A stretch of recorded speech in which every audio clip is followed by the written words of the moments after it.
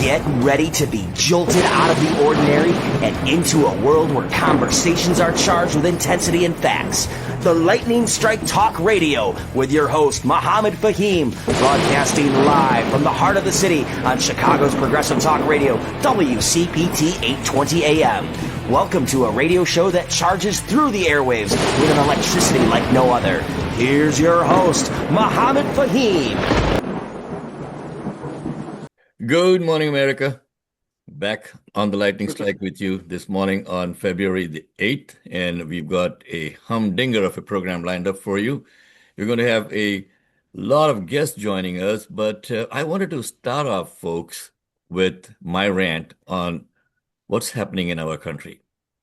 This week, democracy didn't just face a policy debate, folks.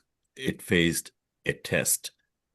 A test of how far power can be expanded before it begins to consume the very principles it claims to protect. At the heart of that test was one testimony, Alia Rahman, a Bangladeshi American woman, a U.S. citizen, someone with autism and a traumatic brain injury, recounting how federal immigration agents shattered her window, ripped her from her vehicle, pinned her to the ground, and hauled her away during an enforcement surge in Minneapolis. She was on her way to a medical appointment. She posed no threat, and yet she was treated like an enemy, not a neighbor.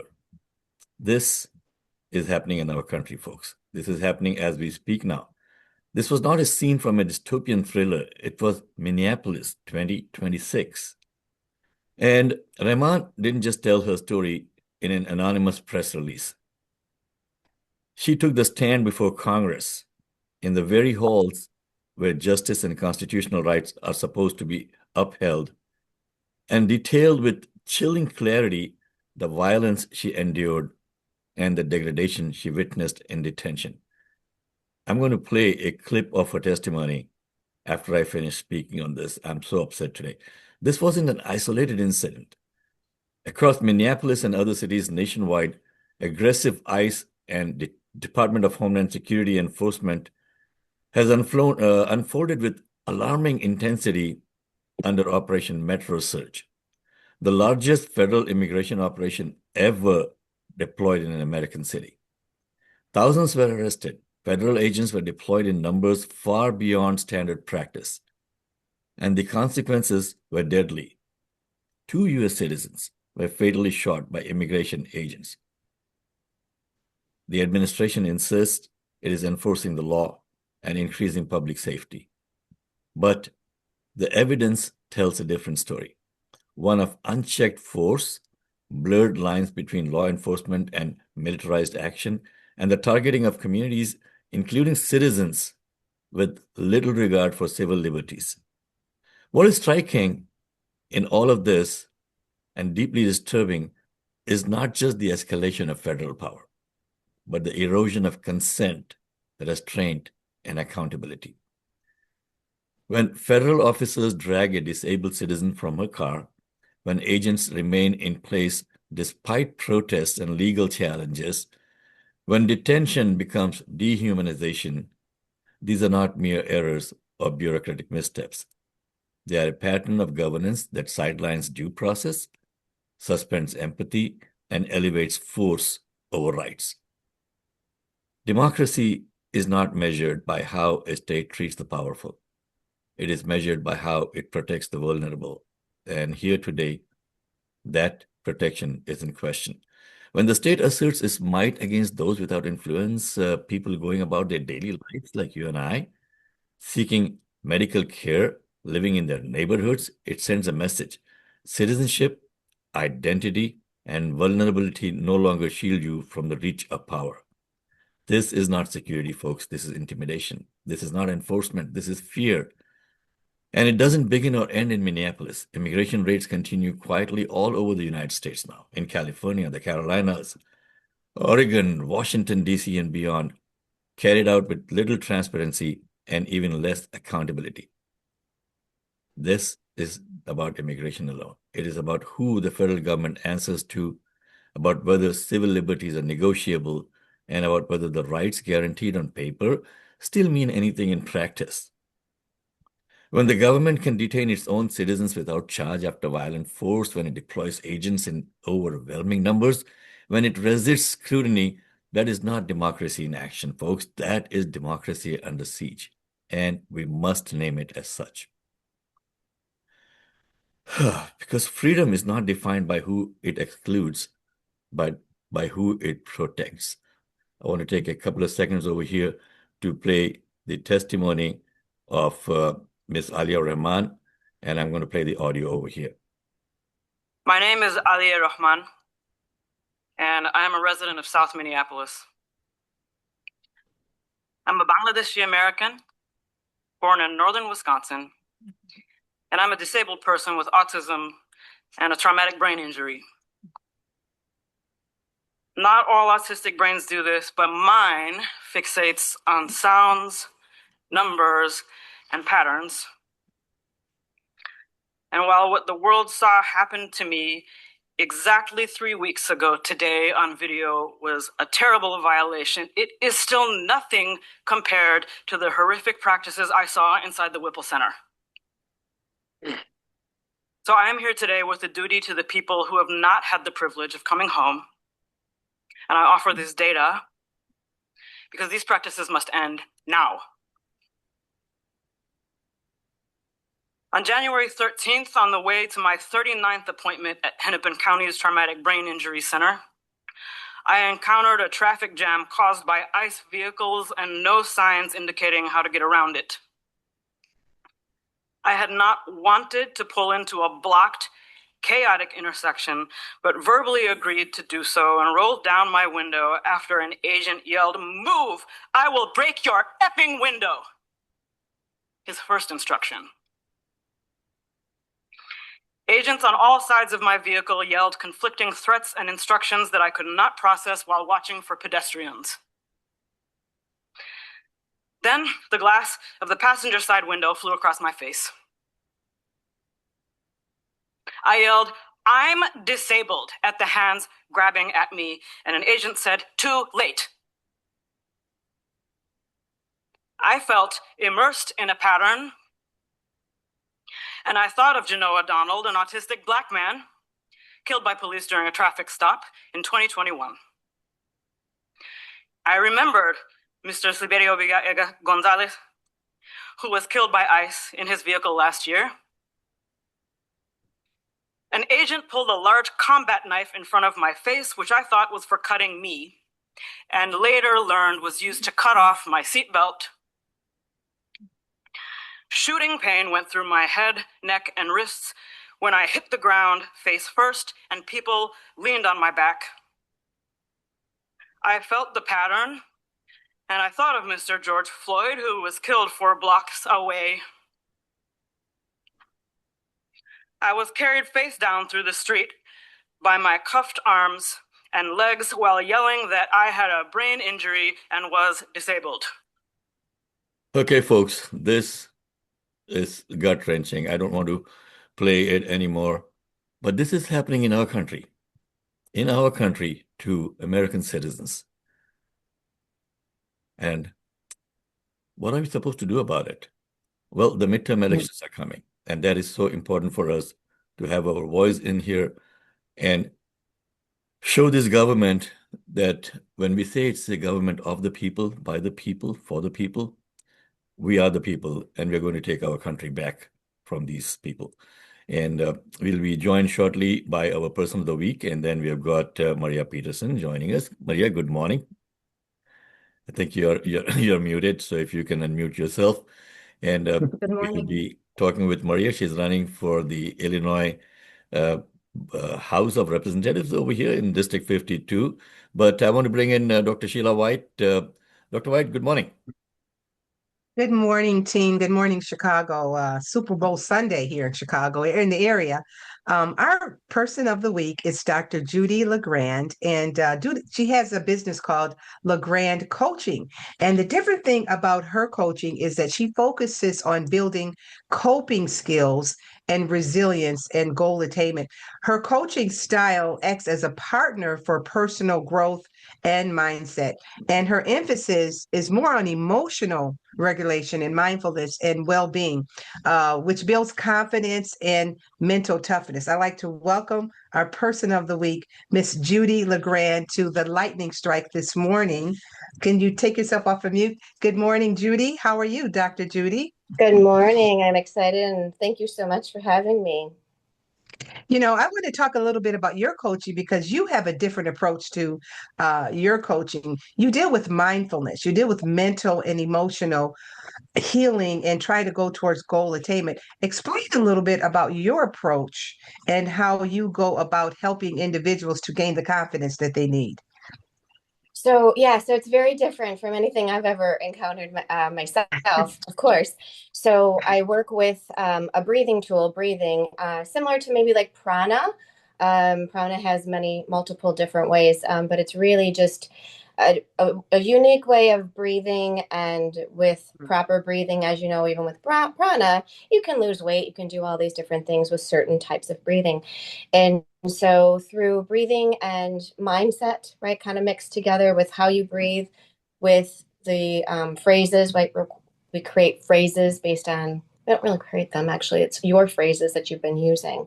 And so I ask a couple questions of what's going on. And then based on that, we do some exercises. And it could be as quick as 6 minutes. I've had turnarounds and habit changes in 6 minutes. And depending on how long you've had it, if it's something that's, you've had like 20, 30 years, it's going to take a little bit longer. But yeah, so it's really a breathing type of breathing technique. And then I also I merged with AI, and I created something that you can do instantly, super fast, at your fingertips. You just type in like what you want, and I have it set up, and you get sent the energy, you get sent the frequency, and it's very powerful, very fast, and it's just amazing. So yeah, I created the AI version of me. So when you work with that part, it's like working with 5 of me, right? It's interesting because the AI technology is so unregulated, and so many people are literally taking it as the other person in their life. They go to AI for so many different things. And so I think it's really important, your approach, because you're using AI technology for mindfulness, for emotional well-being, mental stability. And I think that's a different approach. How did you come about using AI for your coaching? Because it's not something that a lot of coaches are doing nowadays. So explain to us a little bit about how you got into that approach. Yeah, so one day I was just kind of typing and just playing around and just seeing what was going on and how the responses were. And then I saw, you'd ask a different question, you get a different response. So I just was kind of just essentially messing around. So when I was younger, I was the why girl. I was always asking why. So when you've got something like AI and they can give you all the answers to why, this was like my dream, right?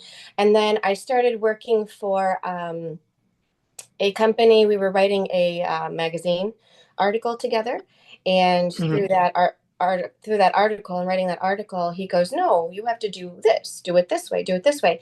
And so I worked with them for about 4 months, creating the article that I wrote, and it was interesting because as I was doing that, I was inputting into AI, which he told me to do. Right? He told me to do. Yeah. But as I was doing that, it was actually creating a healing tool that I had no idea I was actually doing at the time. I just was writing an article. Yeah. We have a mutual friend, and I want to, in our last couple of minutes, talk about Ken DeLuke, who's one of our co-hosts on the Lightning Strike. How did you meet Ken? And tell us a little bit in our closing minutes that we have, your relationship to Ken. We've celebrated his life I think it was a week ago. Yes. So tell us a little bit about your relationship with our former co-host, Mr. Ken DeLuke. Yes. So I was a little girl. I don't really remember. We met through a family friend, very close family friend. And so he was like my big brother, right? So really didn't know any better, right? Because I was too little to know or understand that, this is family versus friends. But yeah, he was like a big brother to me. And when I went through depression, he, was always checking on me and saying, "Come on, Jude, we got to go out. We got to go out. Let's go out." And introduced me to, all of his friends and just took me under his wing. And he's actually the one who introduced me to alternative therapy. And so I attribute a lot to um,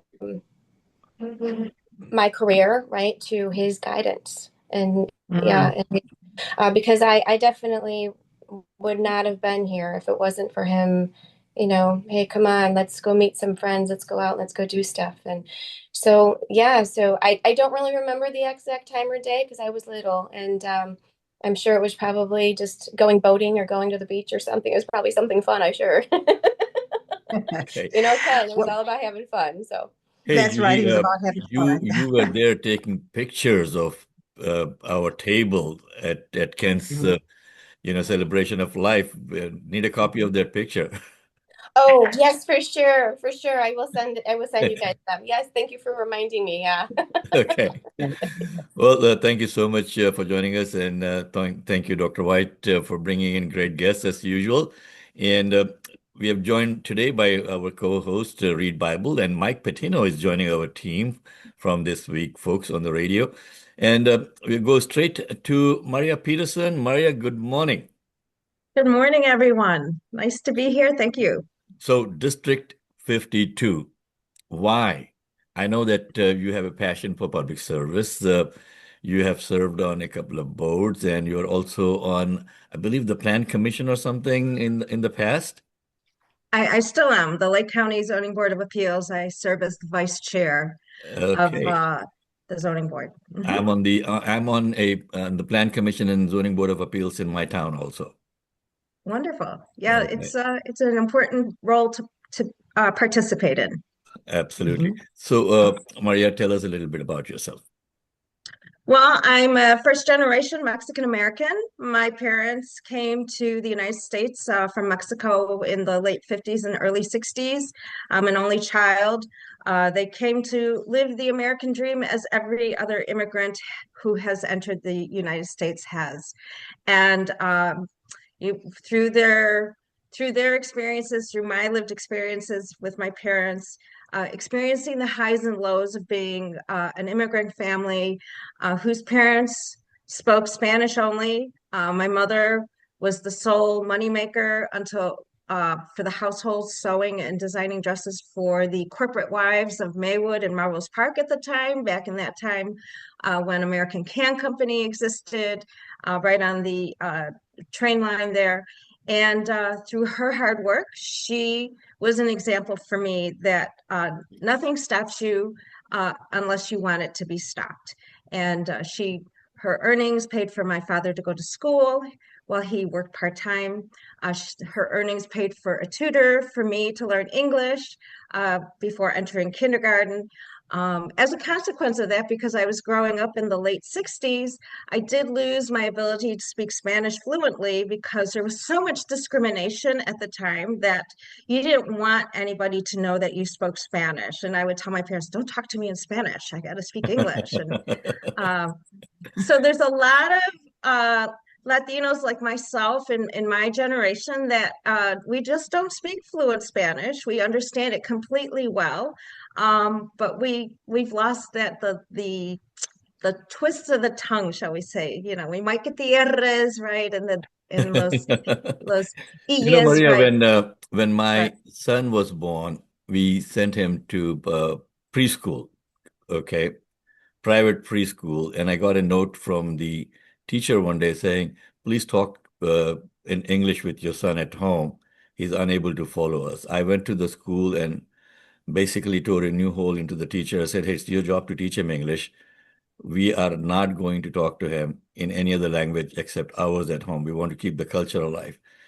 And he is a practicing attorney now. Okay. fluent in English and fluent in Urdu, our language. Uh-huh. And so are our two daughters. We made sure that we kept the language alive over here. So what do you want to do, Maria, when you get into the legislature over here? Well, we are at a crossroads right now because of all the federal cutbacks, right? Thankfully, the federal judge, it put an injunction on the Trump administration from cutting SNAP benefits. But, at the whim of a tweet, we could lose more money. I think right now what the governor is doing in terms of decoupling from federal tax law, federal taxes and our state taxes, decoupling, we're starting to save some money there in order to make sure the money stays in Illinois. But I think we really still need to focus on, even more so now, just listening to the gentleman whose audio you were running earlier, that we really need to focus on healthcare, mental health care, worker safety, ensuring that we have good economic stability, and that includes union jobs, and then building opportunities for people to live close to public transportation, so affordable multifamily housing, and ensure and continue to work with our community colleges for skills training, which we have here at Harper College with the Harper Promise, and there's other community colleges. College of Lake County as well has some training programs, and CLC has a large Latino community, and so we need to meet people where they're at, because the reality of affording a 4-year university, I went to Loyola University, that's where I met my husband, is pretty far-fetched now for many people. So really trying to lower the cost for people here in Illinois, especially within District 52. 52 is it's not a it is a vast district. It's not only 4 counties wide, but it is as wide from the 1%ers to the people who are barely making ends meet, to people who live in a home. It's literally a home the size of a 1-car garage, to these McMansions. And so in the course of my election last cycle and in 2022, when I ran against the state Senate minority leader, have talked with everybody at every economic level. And I have been able to connect with them. And this is why in these last races, I have come so close to winning, because I don't pretend to know everything, but I do listen and learn. And people feel that authenticity from me. We connect. I give them my personal number. They call me. And so this is how we've gotten so far. And this is what I want to bring to Springfield as well, to be their eyes, ears, and voice in Springfield. Okay, folks, this is Maria Peterson joining us. She's running for the Illinois Legislature, District 52. If you have any questions, any concerns with her, feel free to call in. Also, we do take phone calls and we do take text messages over here. The number to call in is 773-763-9278 or WCPT. Again, 773-763-9278. This segment of the call-in is sponsored by Ray Hanania of hanania.com. And Maria, most people are unaware of the VIOA program. I was the director of one of these divisions over there at the Department of Employment Security, Illinois WorkNet in Arlington Heights for about 10 years. And the VIOA program, folks, is an excellent program. It's the Workforce Innovation and Optimization Act, which actually pays for you to go back to school, especially community colleges, and upgrade your skills for today's jobs. A lot of people are unaware of that. I just wanted to throw that in here. And how do people find out more about you, Maria? Where can we find you on the line? My website is mariafor52.com. I'm also on social media on Facebook and on Instagram. It's the Maria Peterson. And you can sign up for my emails. We do a Mondays with Maria every Monday. And you can do that through my website. So those are the ways you can reach out to me. But I'm not going to give you my personal phone number right here. Okay, awesome. Thank you, folks. That is Maria Peterson, who joined us this morning on the Lightning Strike. And thanks to Mike Patino for bringing Maria in. And we got Mahnoor Ahmad joining us. It's 8:30 in the morning. You're tuned in to the Lightning Strike. Mahnoor, good morning. If you could please unmute yourself and introduce Yes, good the call to morning. us. Okay. So Mahnoor also is running for the state legislature. Mahnoor, which district now? So I'm running for DuPage County Board. It's in District 2. So it's Lombard, Oak Brook Terrace, Lyle, a little bit of Clarendon Hills, Woodridge, Downers Grove, Lombard, Villa Park. Okay, so Yeah. at the DuPage County Board, folks, if you have any questions for any of our guests, Reed, Mike, feel free to jump in and ask. And Maria, you're welcome to stay on if you would like to, if you have the time this morning. So Mahnoor, DuPage County, what are the major issues that you feel are not being addressed in DuPage County in your district? Yeah, so the number one issue, especially for someone like me who's a public health director, is mental health. A lot of individuals don't know that DuPage County is one of the largest and wealthiest county in Illinois, and even nationally, it beats a lot of counties. And it comes in second place when it comes to the leading cause of death for kids is overdose, number one, and number two is suicide. And we're talking about kids from ages 10 to 14. These are children.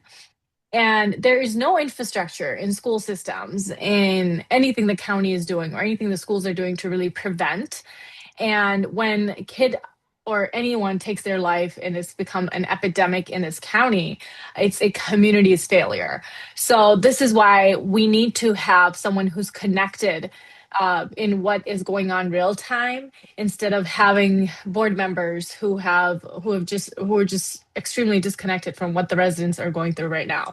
DuPage County has accelerated in many ways, even in its diversity and how many people have really moved into the county, but the systems and the legislation is still operating as if it was 20 years ago. So yeah, and also we have the issue of flooding. We've already had an increase of 40% of flooding just in the past year, and that number is expected to exponentially increase, if not double. And that means it's going to hit the homes, it's going to hit the small businesses first, and people would have to pay out of pocket. But if the county steps in forward and really builds preventative care and infrastructure, then that money doesn't come out of the residents' pockets or even, the people with small businesses. So everyone stays protected. But we really need to have those conversations with the board and really get them on the same page of what is going on in the county right now and what we are facing. I also talk to everyday people around the area, and they're talking about how the money is leaving out of the district. I know contracts and all the big developers are coming in. Even when you talk about real estate, people are buying these homes in areas like Downers Grove, and they're completely smashing them down. They're building these multi-million-dollar homes. People are leaving DuPage County. So there's a lot of issues that we can address and have conversations with at the board level, and that is why I am running. So Mahnoor, as a county board member, Yeah, especially the mental health aspect that you're talking about, it's so very important. Maria, you were bringing it up as one of your priorities to tackle the mental health issues at the state level also. When you get elected, remember, I'm not saying if you get elected, I'm saying when you get elected. So we're going to hold you to it, okay? I'm there.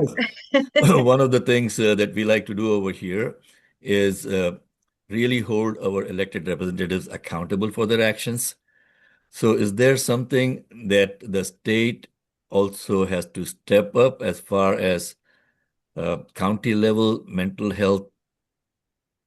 How do I put it? Help is there. Yeah, I think I know what you're saying. Well, Here's an example. Blue Cross Blue Shield just cut benefits for mental health coverage. They reduced it down to almost $100 per treatment, which is impossible to meet somebody who's in a moment of crisis. We have these local township boards now, these mental health boards that are meeting people at the moment of crises. But from a state legislator standpoint, I would say that we really need to lean on insurance companies that are doing business here in Illinois, that mental health needs to be treated at the same level as physical health, because they are Absolutely. both dependent on each other. If you are not mentally well, you are going to physically decline.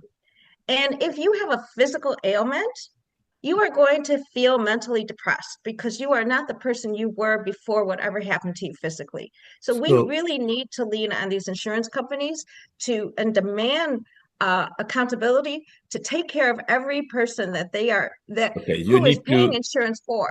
so you need to partner with Mahnoor when she gets elected. So Mahnoor, in Will County, we had a referendum a couple of years back to have a mental health board, and the referendum was overwhelmingly approved.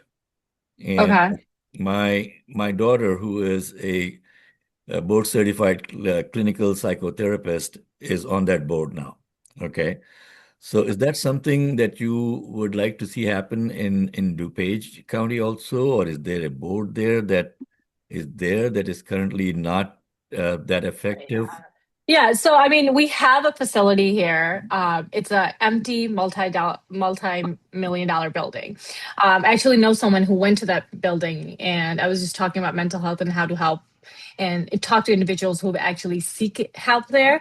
And he or they went there. I'm not gonna say who they were. They went there, and they told them that we don't have help right now, but they can come. You're welcome to go back home and then come back the next day, or you can wait here for an hour for overnight. But they have no food, no water, nothing provided for that individual who's going through a crisis at this point. And that individual went home. Luckily, they didn't do anything to themselves. But I'm saying this is where we're at. We have already spent the money, but it is not. But they're not running well.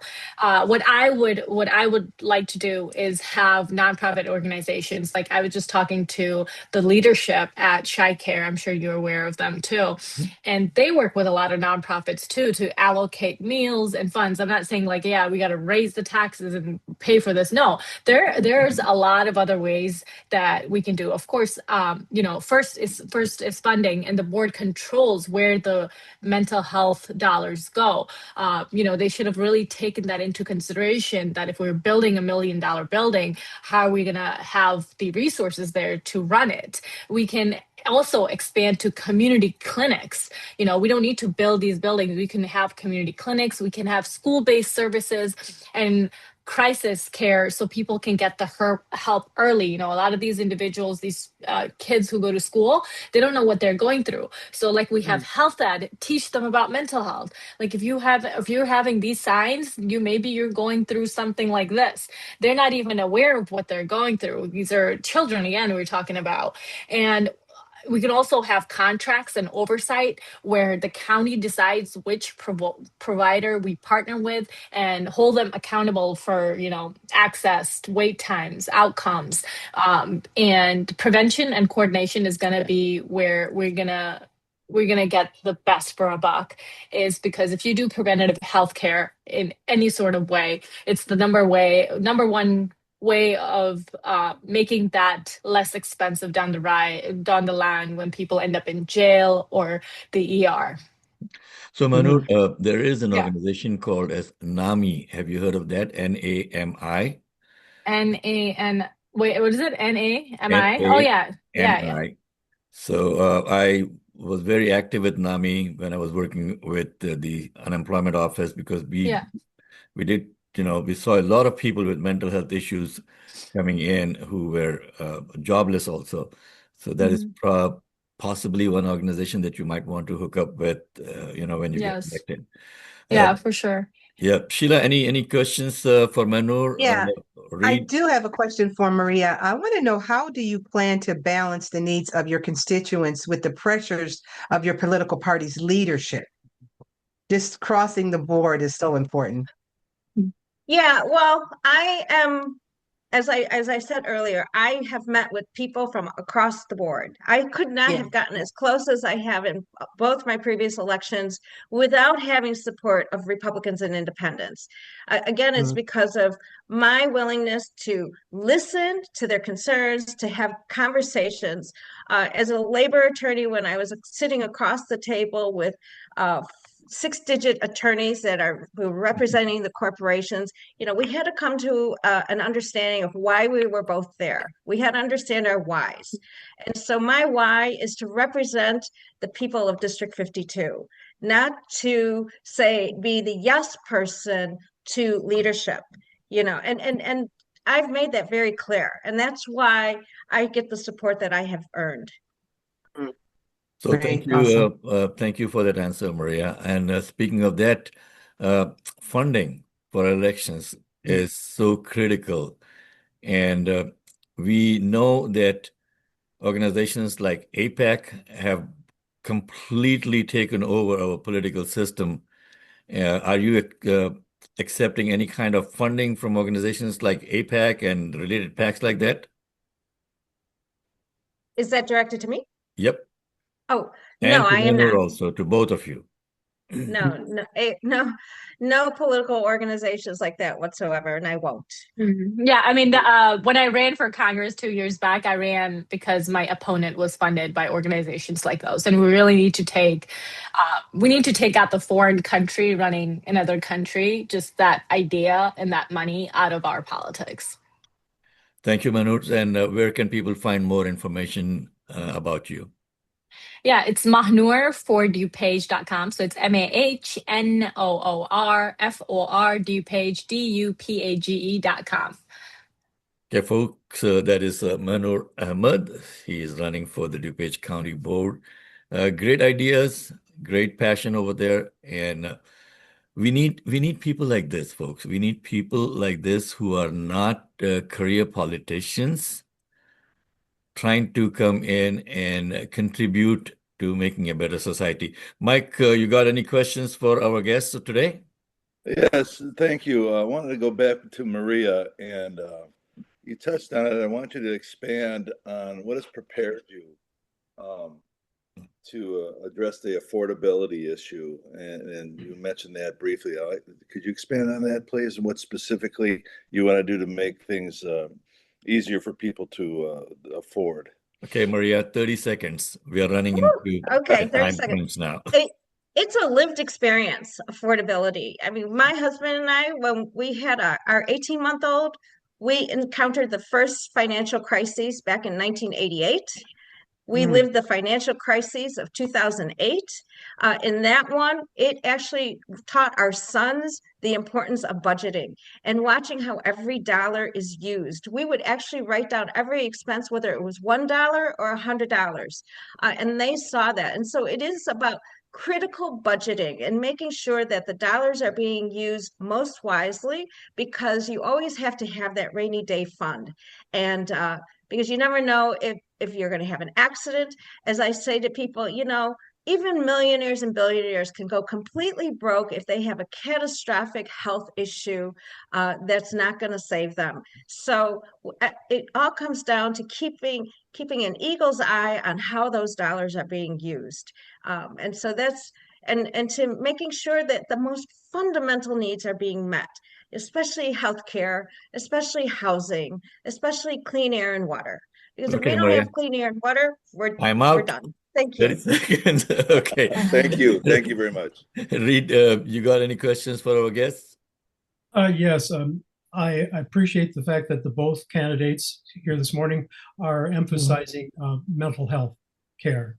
And I understand that one of the big problems there is a lack of qualified healthcare providers, psychiatrists, for example, or psychologists.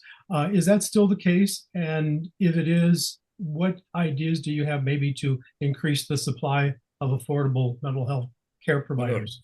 Yeah, so that actually is a crisis that we are facing right now, and that happens in hospital systems too.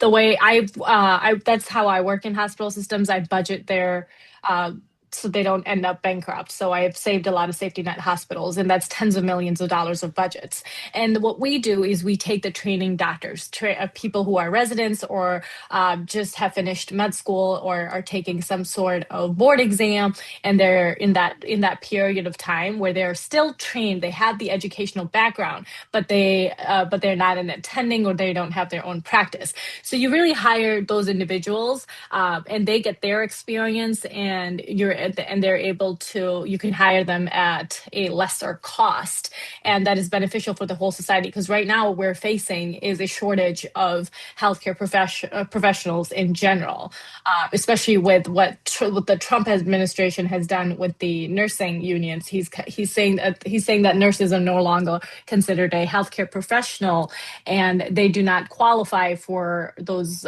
grants and that federal help that nursing students need.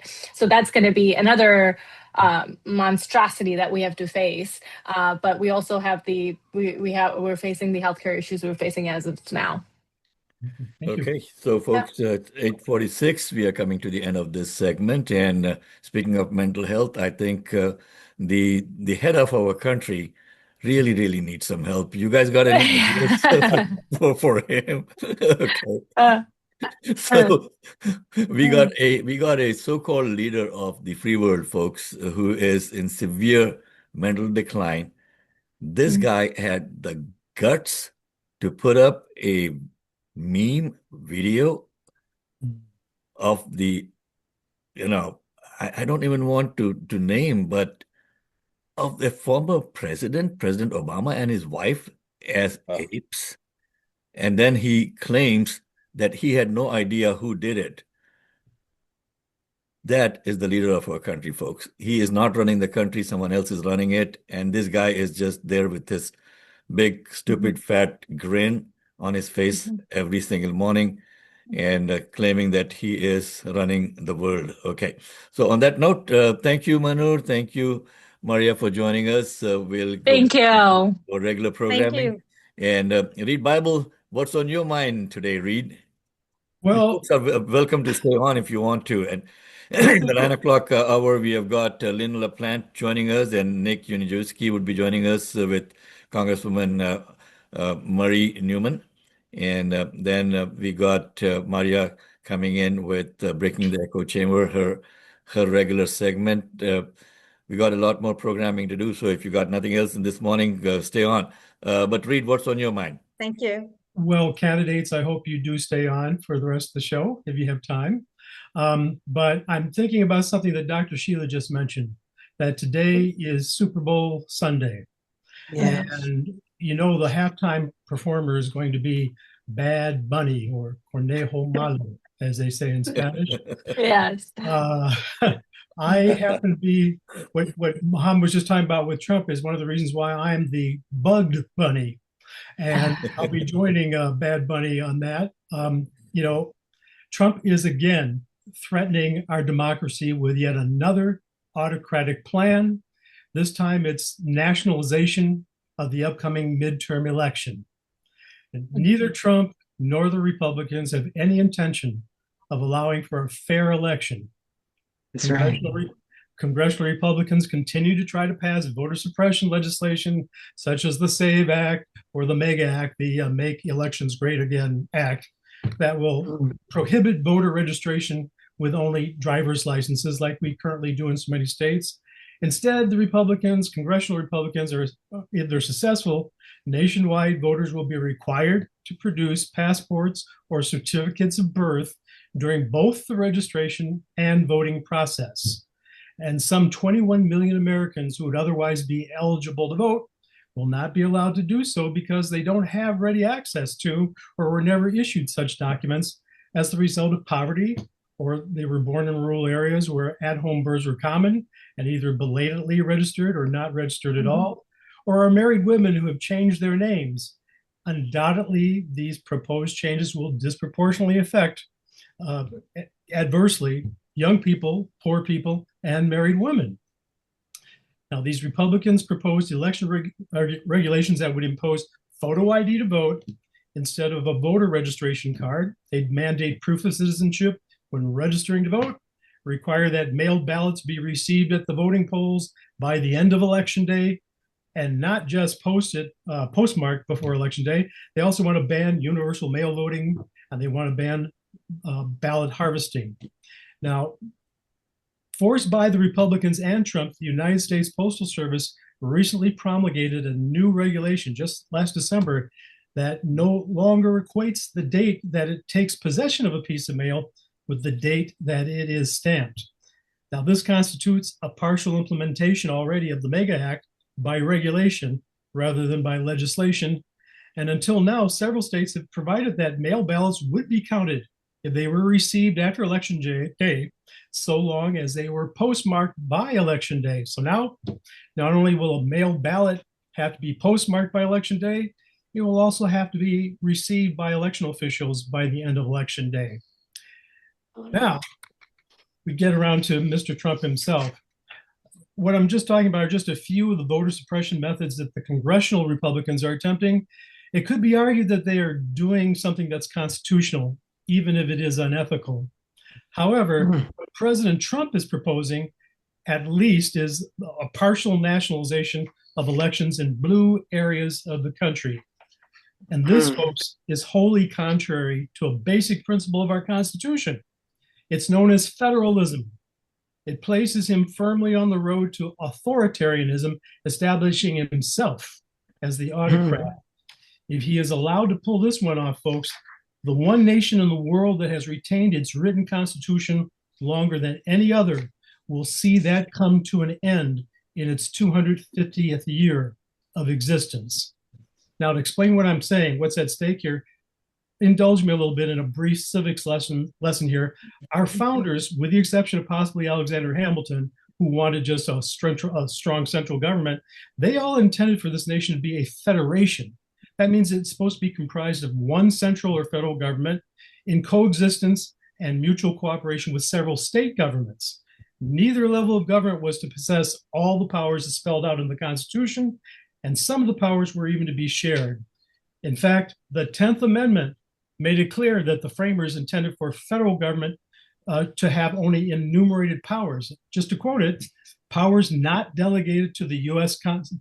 by the Constitution, nor prohibited by it to the states, are reserved to the states, respectively, or to the people. That's the 10th Amendment, folks. That is also known as states' rights. What it means is that elections are to be administered by states, not the national government. And conservatives have always adhered to this principle and have always espoused states' rights, although some have misused that as a justification for states' violation of civil rights. Yeah, even the 10th Amendment was ratified before it was ratified in 1791. There was another article in the original Constitution, Article 1, Section 4, Clause 1, that says in the original Constitution that Congress can provide the times, places, states can provide the times, places, and manner of holding elections for senators and representatives. And that will be prescribed by each state's legislature, not by the president. The only modification on that is that Congress also can make some changes with respect to the choosing of senators. But that's a congressional power. It's not a presidential power. Trump wants to also put ICE agents at the polls in blue states. He wants the federal agents to count votes. He's demanding or confiscating voter registration records from various states, such as Minnesota, Fulton County, Georgia, in order to take control of the election and the administration of it from the states. He is trying to justify these unconstitutional actions by using partisan false claims of voter fraud that supposedly has involved millions of undocumented immigrants that stole the 2020 election from him without even a smattering of evidence.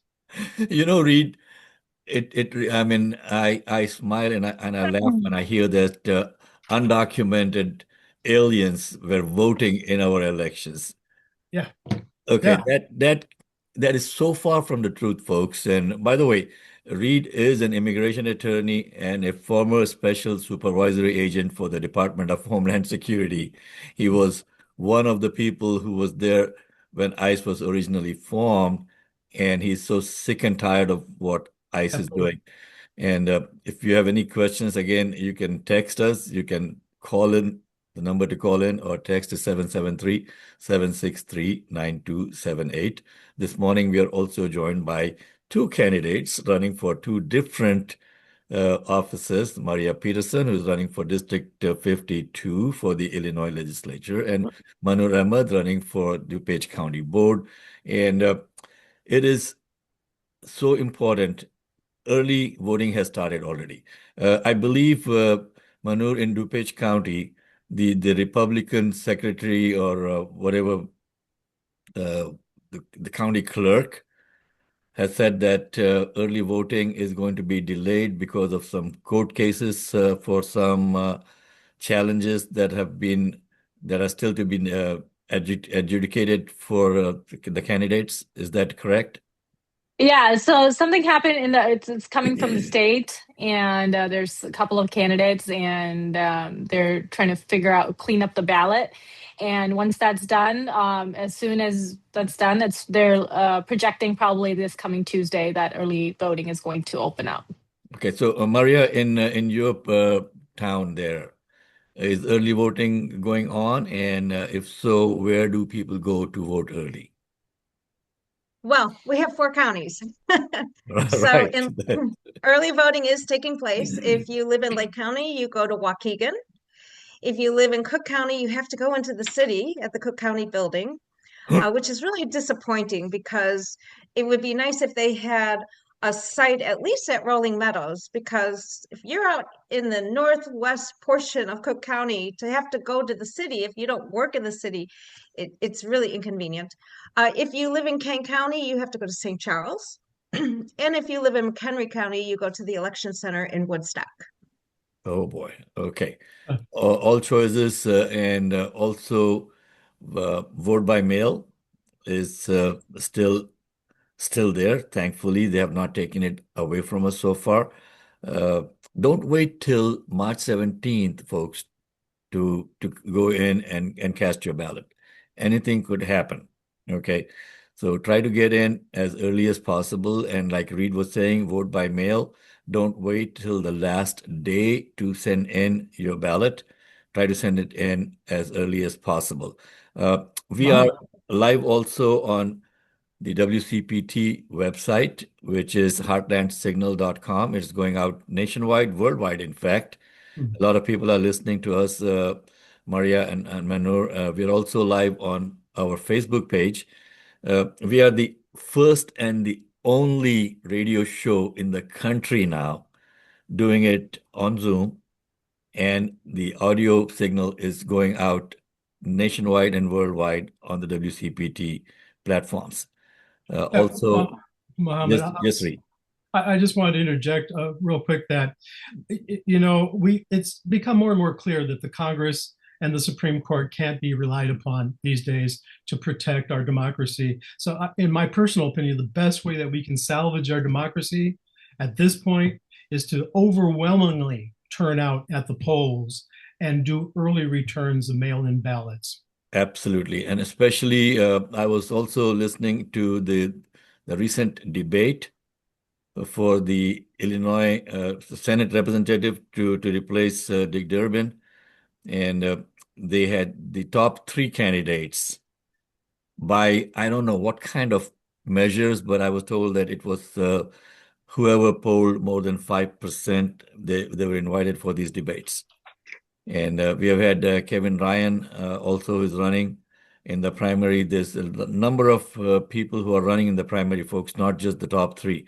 So make sure that you inform yourself of who the candidates are.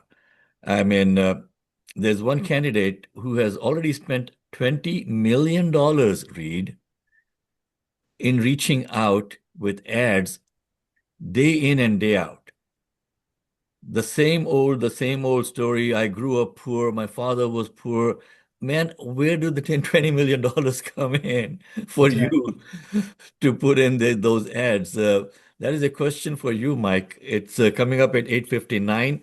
We will be taking a break to go to top of the hour for NBC News at 9 o'clock. The station takes a break, but we will continue the conversation while the station is taking a break. So our live Facebook is continuing the conversation, and we will be posting this entire video on our website, which is tlsradio.com for the Lightning Strike Radio. And when we'll also post clips of the candidates on our YouTube channel and our Facebook page. This is Chicago's Progressive There you Talk, go. 820 AM, WCPT Willow Springs, and online. There we go. So we are waiting for the station to come back to join us, and it's a 5-minute break. So please stay with us, and we'll continue the conversation with Dr. White and read Bible. And we still have Maria Peterson and Mahnoor Ahmad still joining us. You guys got plans for the big game today? I'm gonna I'm watch Bad looking Bunny. forward to I'm looking forward to watching Bad Bunny, and there is a sign language interpreter, a hard of hearing actor who will be signing the entire program of Bad Bunny, and it is so close to my heart because my middle son is deaf, and Okay. actually lives in Minneapolis. We told him to stay away from any ICE activity because of what they're doing to disabled people. If they don't hear, it's a sign of disrespect. But this is what I'm excited about, the Super Bowl. Okay. And Bad Bunny did win an Emmy this time, right? He might have done that.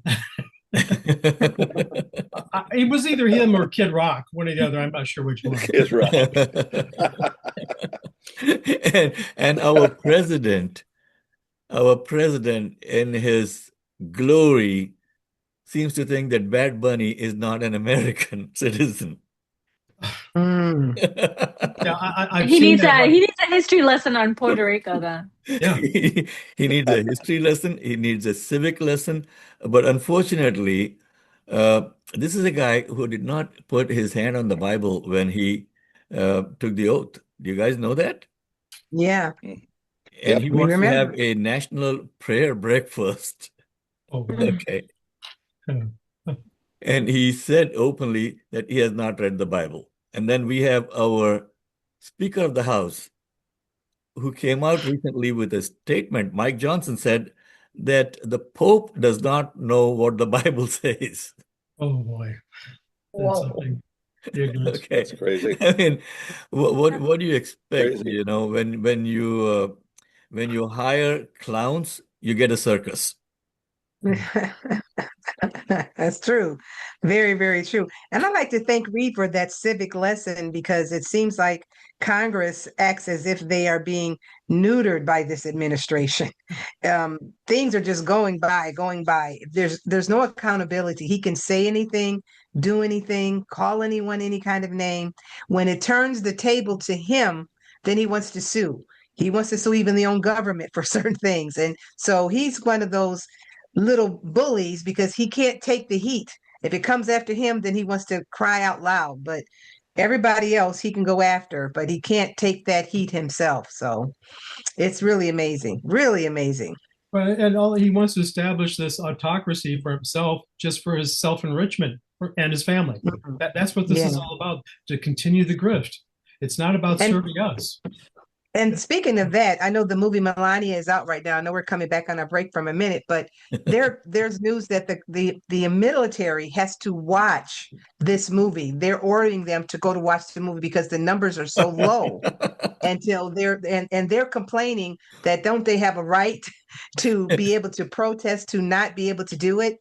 And ironically, the Michelle Obama's movie, The Becoming, the First Lady, is topping the charts right now again because people are being kind of petty and saying we're going to watch that instead of this. So it's really interesting, really interesting. Okay, folks, Dr. Sheila White is our segment producer for Person of the Week. Dr. White has got 5 bestsellers on Amazon, and she's been Emmy nominated. How many times now? I've forgotten the Emmy nominations for you, Sheila. 3, 4. Well, what's going on right now is just like you said, this civic thing has got me just in a frenzy. Every time we hear something, things keep happening and things keep going on. But I have been blessed to be, yes, a 5 times author.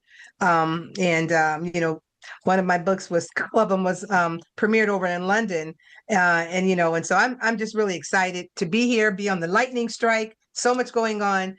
Lightning is striking around the world right now. It's not just in our area, it's around the world. And like I often say, America has the blues because of this administration. We all have the blues. So we're all singing the blues right now, I think.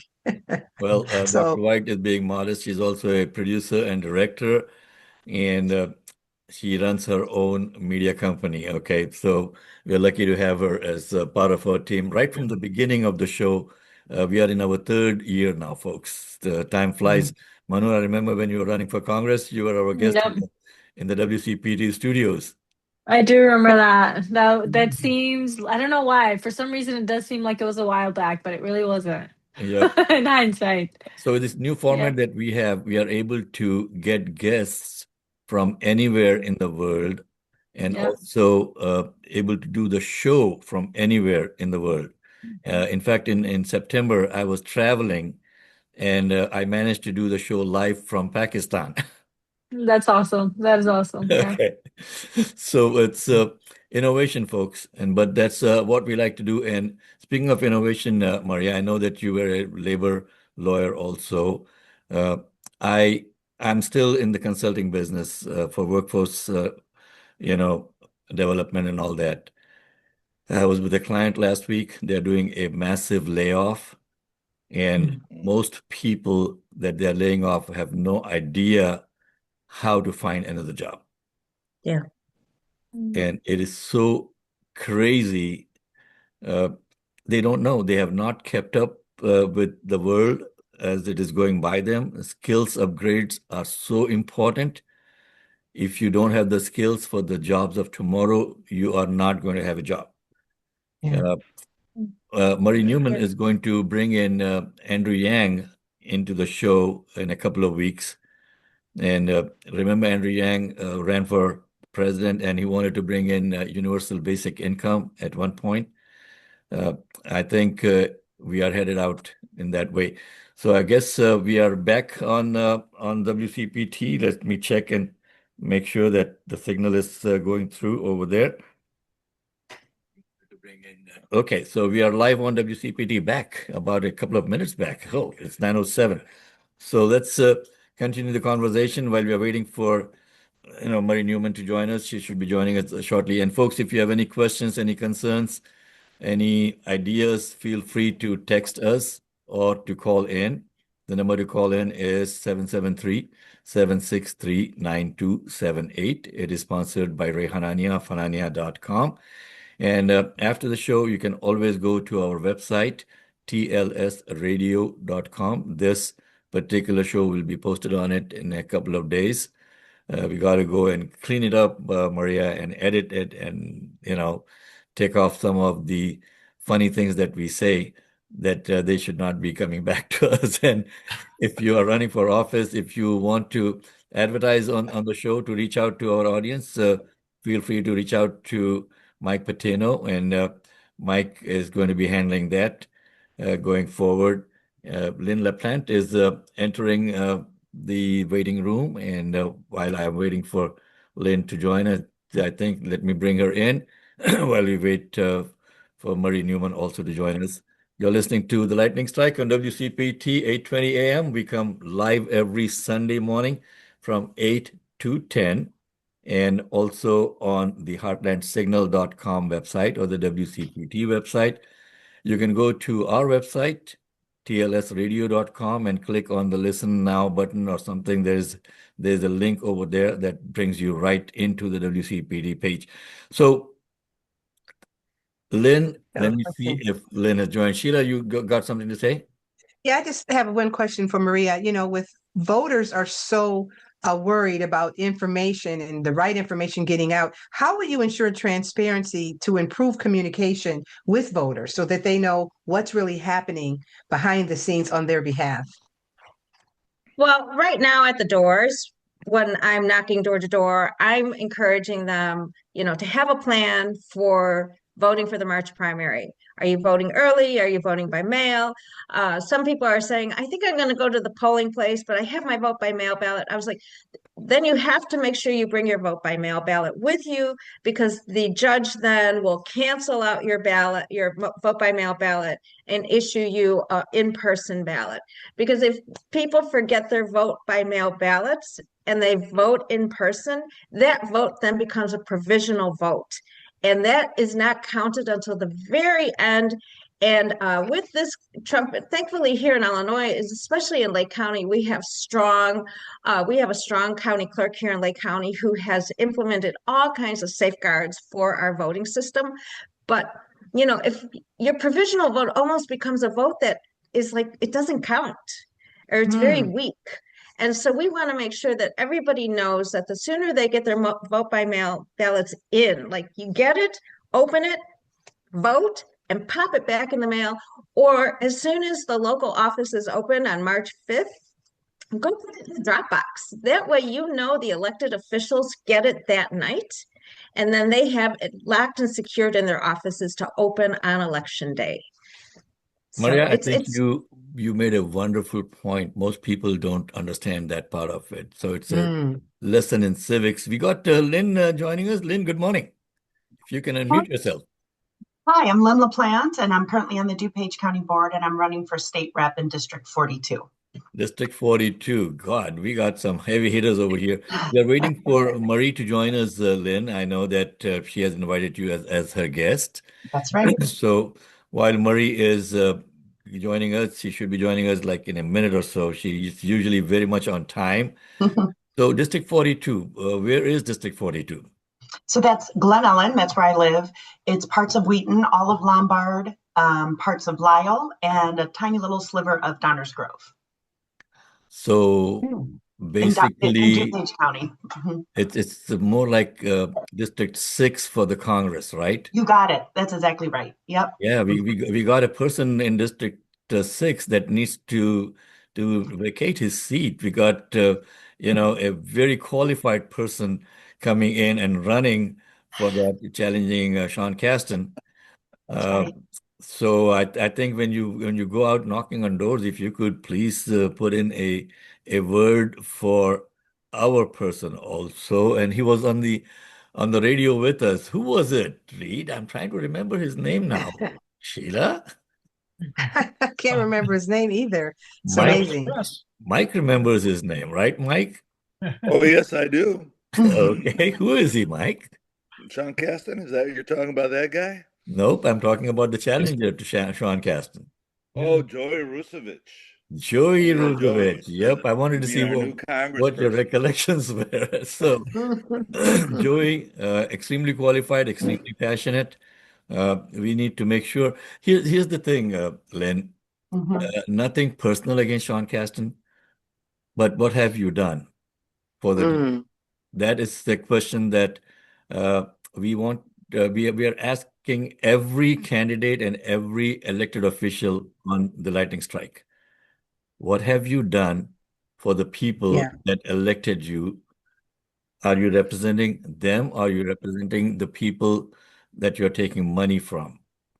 And most of these people, Murray has said openly on the radio in the past that almost every member of Congress is obligated to someone or the other, not the people that they are elected to represent.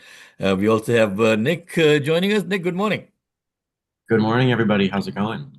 Good to see you. We are waiting for Marie to join us, but meanwhile, while she's joining us, Nick, you want to introduce yourself to our audience? Who are you and what are you running for? Yes. Hi, everybody. I'm Nick Uniejewski, and I'm a Democrat running for state Senate in the 6th District, which covers most of the north side of Chicago from Lakeview, Lincoln Park, North Center, Lincoln Square. Generally, a lot of the north side everywhere from Gold Coast up the lakefront to Ravenswood Manor.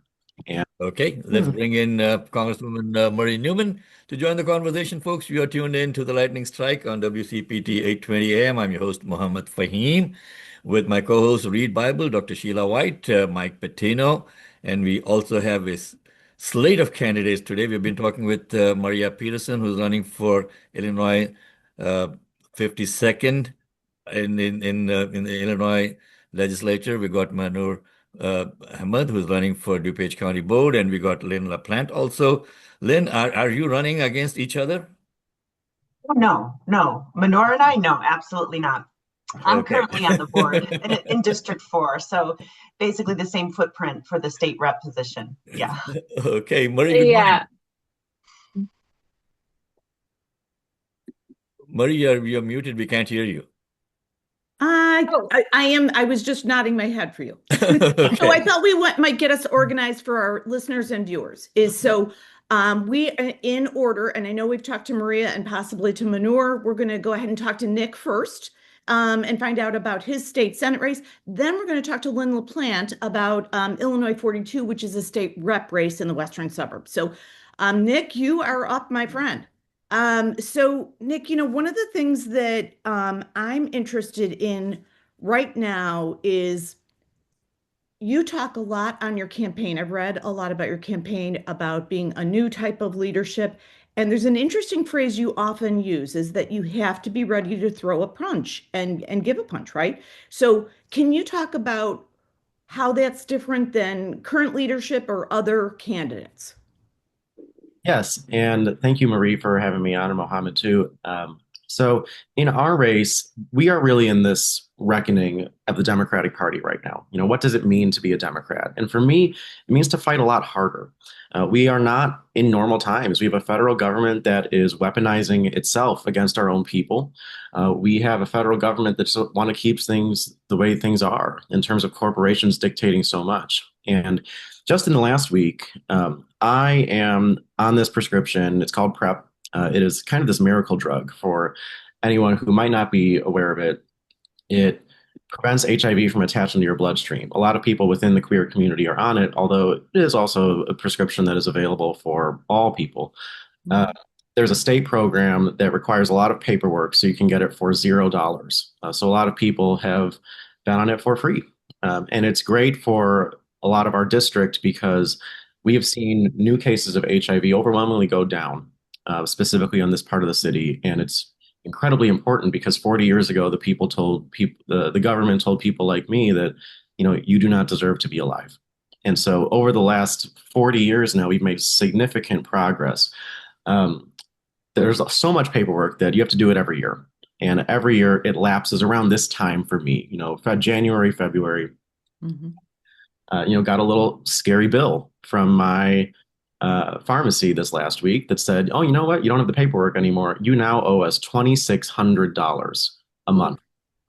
Ooh. So there's a bill in Springfield right now that would end a lot of this rigmarole. It would end prior authorization for these HIV prevention drugs like PrEP or PEP, the after effect pill. And it's kind of stalled right now. And so when I talk about being able to throw a punch, within our queer community here in the 6th district, it's against those insurance companies who just own so much of our legislators right now. And that's why I'm not taking any corporate money. Because if you really want to fight harder for the people who actually live in your district, you have to be able to go up against these large institutions that truly just want to keep things the way things are. We need to end prior authorization for these life-saving prescriptions, not just within the community, but there's another bill in Springfield that would create a prescription drug affordability board, which would allow Illinois to negotiate more prescription drug prices, kind of building on the progress that Joe Biden made. That's also stalled. And a lot of it is because so many of our legislators are just completely beholden to corporations. And the only way we're going to get through that is by electing different kind of leadership who refuse corporate money, who are willing to challenge the status quo, including sometimes within our own party. Good. That's a great explanation. And as I always say, and our listeners and viewers get probably sick of me saying this, but that the reason we don't have Medicare for all and more affordable drugs is because we have folks that take corporate money in Congress and at the state legislature level. So I think that's a great strategy for your constituents. Might not be a great strategy for some old guard candidates, but it's good for your constituents. So ICE is a big topic, right? And I know it's been active in your district. So tell us a little bit about what you've been doing and what others have been doing. So we know, what's going on the ground. And we should just refresh, Nick has been on our air before, but he's in the Lakeview, Lincoln Park, uptown area, and a little bit beyond that. And so tell us a little bit about activity, what you're doing and what others are doing to protect people. Yeah, over the last few months, ICE has been terrorizing our district, really with a lot of force. We had a daycare teacher kidnapped from North Center. We had a WGN journalist tackled and taken in North Center, Lincoln Square. We're having parents taken from school pickup lines in Lakeview. These are not that I thought I would ever say. I got pepperballed by ICE last year. That was not in my vocabulary a year ago. And so we need to abolish ICE at the federal level. There is no reforming that institution, and they are structurally just set up to terrorize. At the state level, there's a lot more we can do, and we can look to other states that are making significant progress. I, at the very least, want to ban ICE from wearing masks and require badges and nameplates be displayed.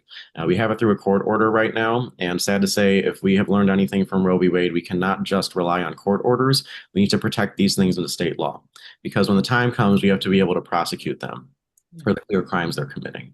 I also do think we have to go further. And Oregon just introduced a bill last week that said, Trump and the federal government continues to threaten sanctuary cities and sanctuary states with funding cuts or freezes at the very least. We had that happen here in Illinois a few months back. And courts say overwhelmingly, you cannot do this. And the Trump administration, as we know, does not care about the rule of law. So Oregon said, you know what? If you are going to threaten our funding, we are going to basically hold some funds back at the state level in an escrow account until you start complying with the federal courts again. And I think we need to do that here too. We know that the Republicans do not care about the morality of the issues with ICE. If we can slow down the economic elements here, band together with some of those states like Oregon, with California, with New York, some of the largest economies in the country here, then maybe they will start paying attention.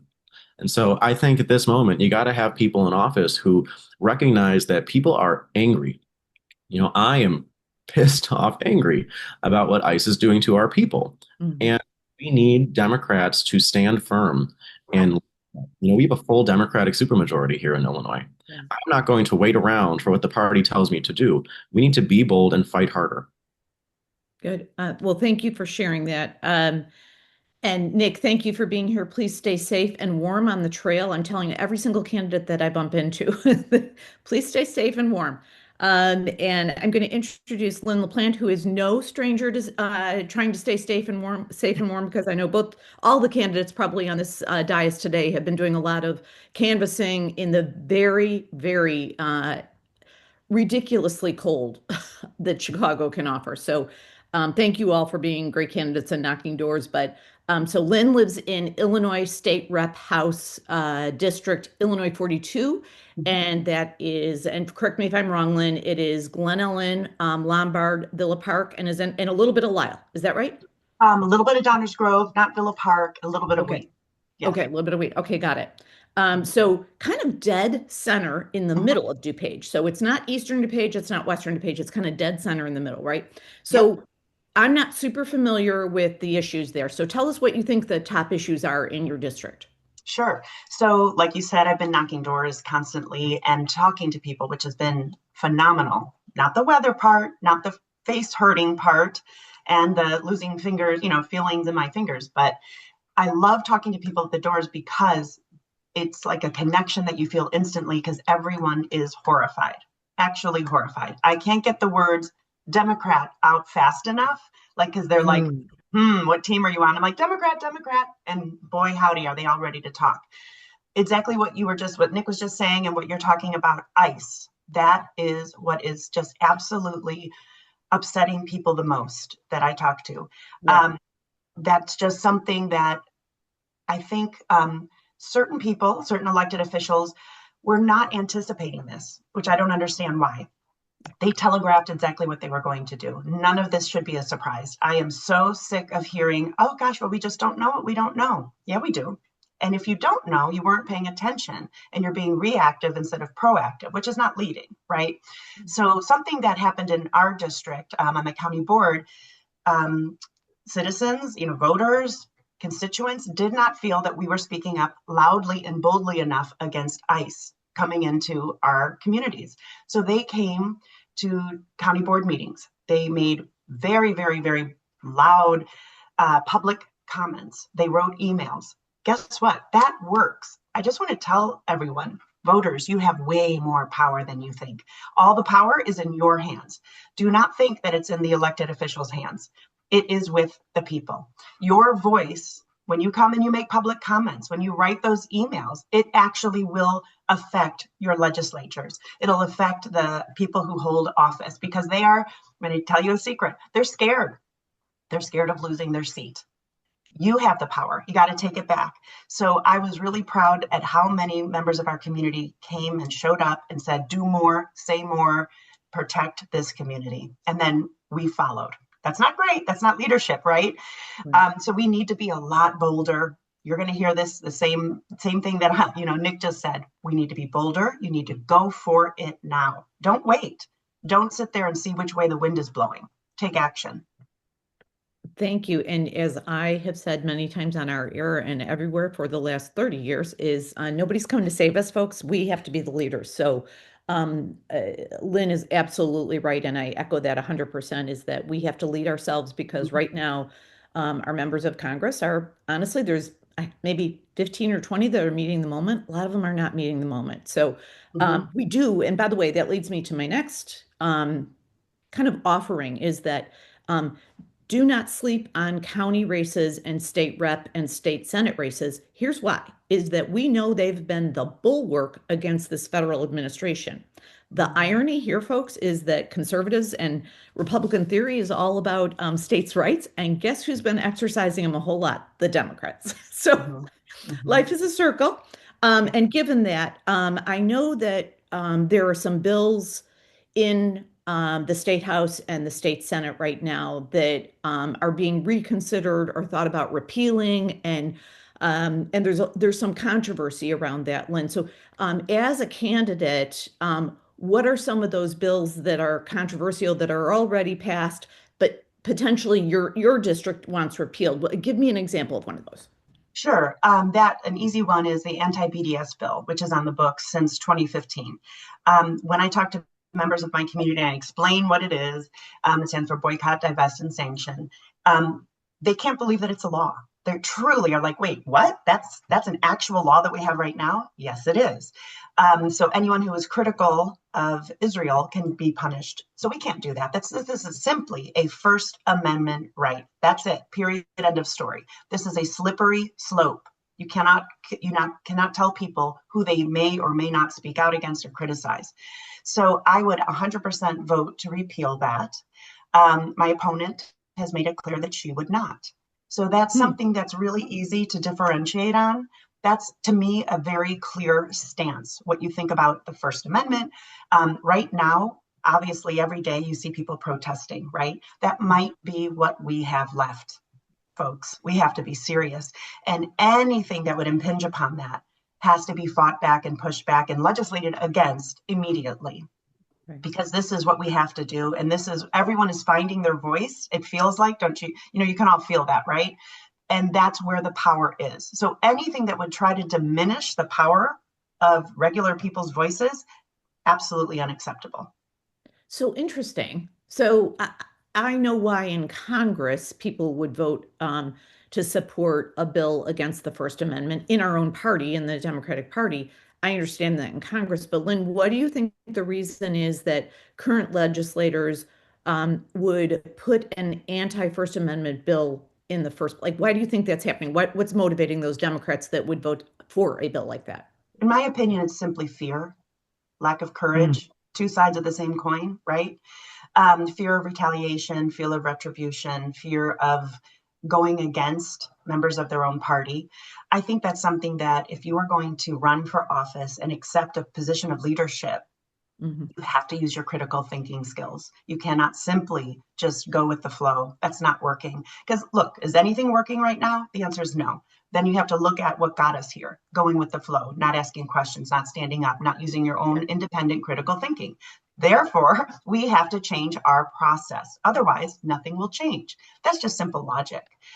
So that's what I think it is. But the great counterpoint to this, to the fear and lack of courage, is I truly believe that courage is contagious. I really do. So the more people speak up, the more people stand up and say, this is nonsense. Come on now, let's be real. We've got to repeal this bill. It'll help other people find their courage. So I keep saying, you know what? If you don't have courage yet, borrow a cup of courage from me. I'm happy to blend it out. But once we all use our courageous voices and stand up and speak up, more people will follow. We just need to elect people with courage, truly. You've got to have steel in your spine. You've got to have a backbone. That's it. It's too dangerous otherwise.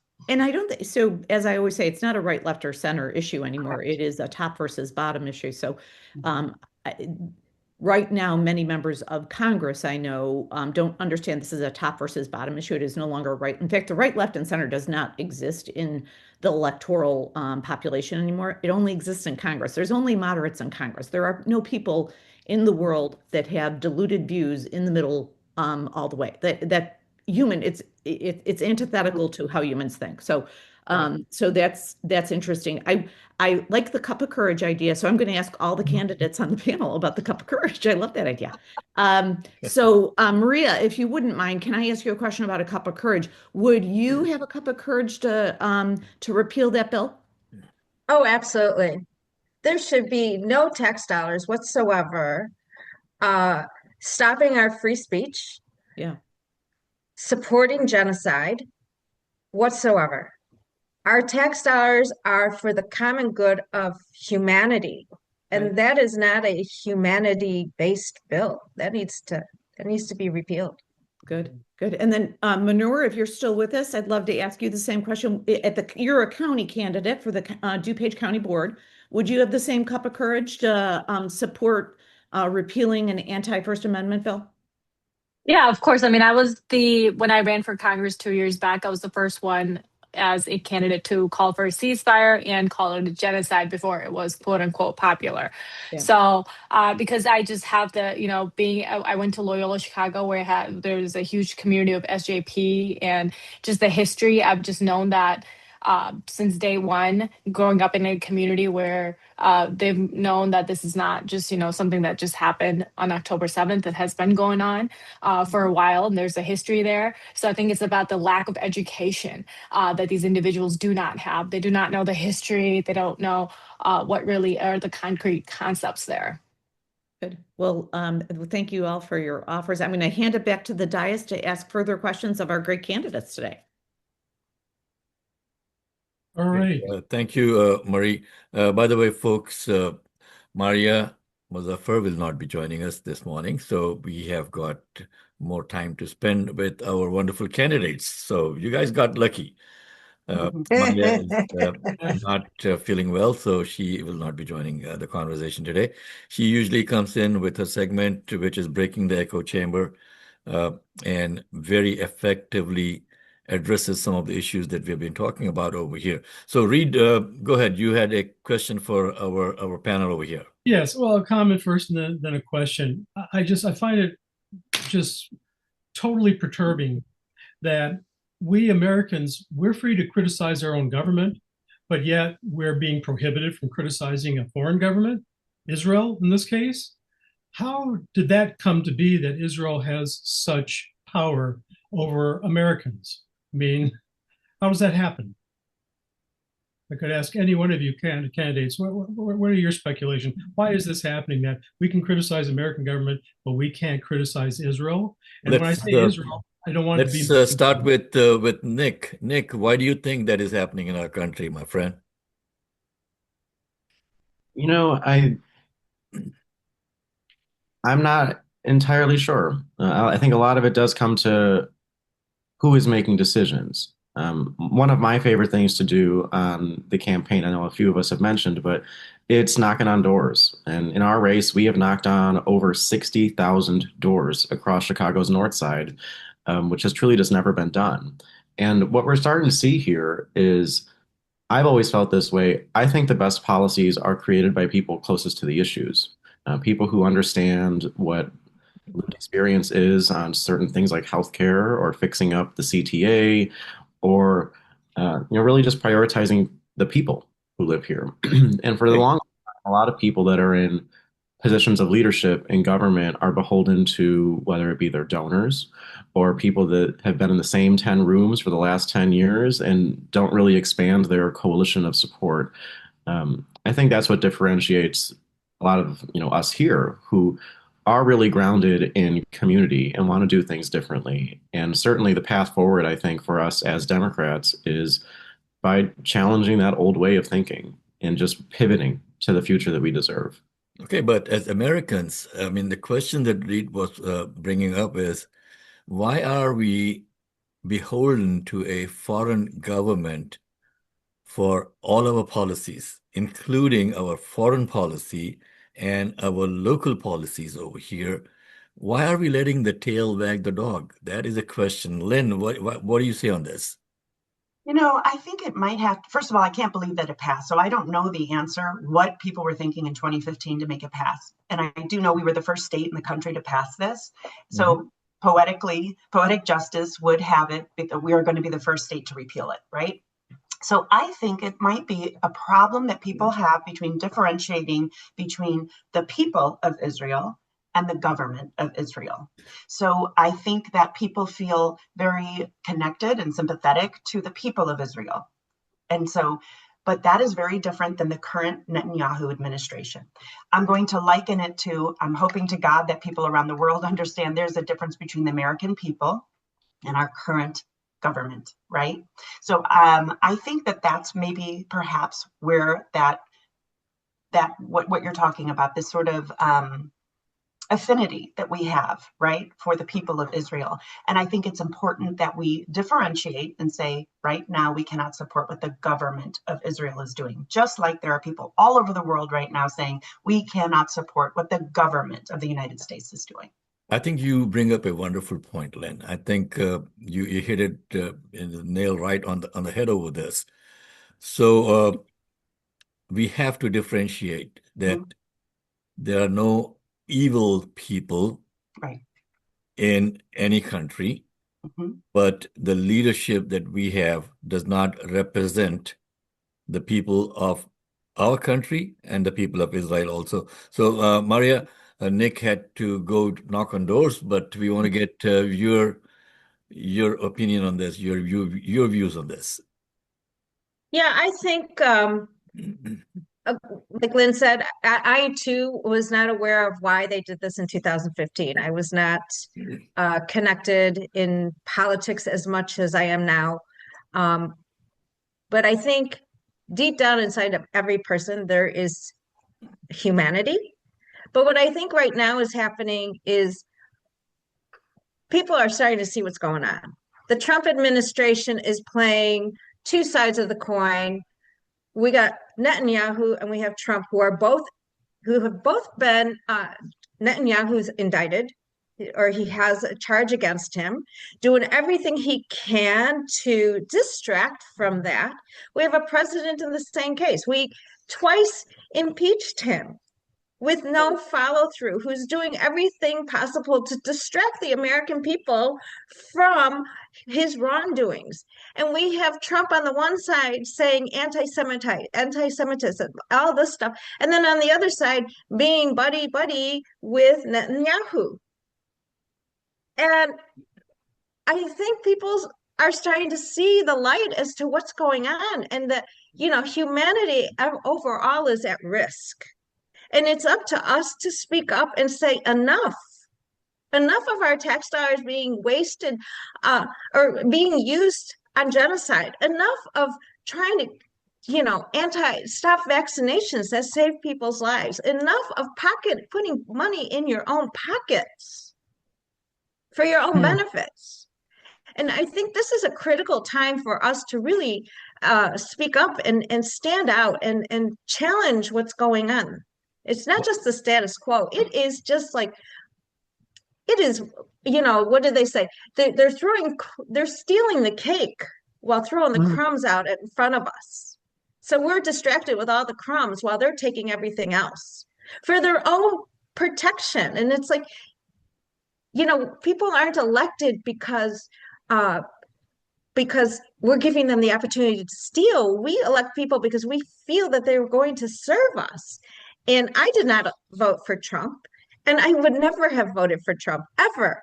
But people were bamboozled, and now we see what's happening.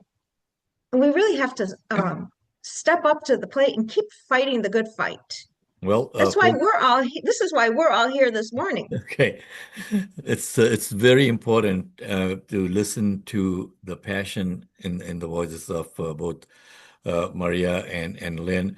Mahnoor had to leave us also. She was on the conversation for about an hour and a half this morning. Thank you, Mahnoor, for joining us. Thank you, Nick, for joining us. And remember, folks, it's your show, okay? It's not a show that is funded by Jeff Bezos, okay?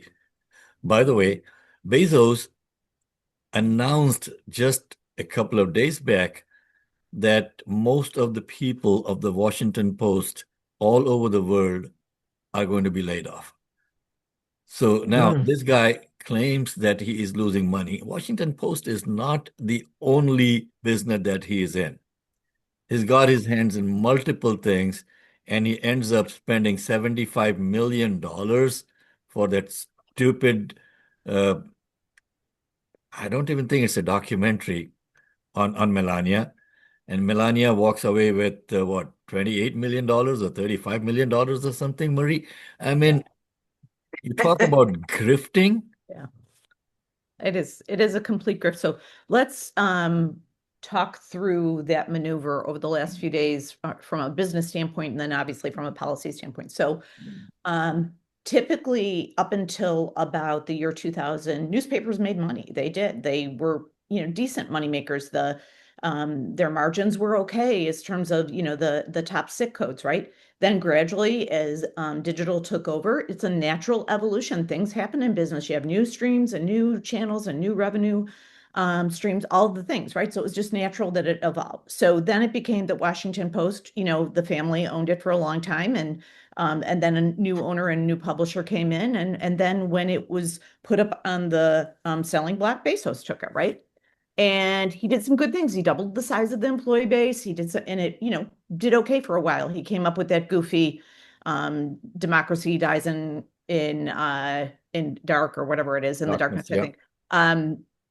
Not great, but it is what it is. We'll live with it. And the big irony is democracy is dying, and he contributed to it.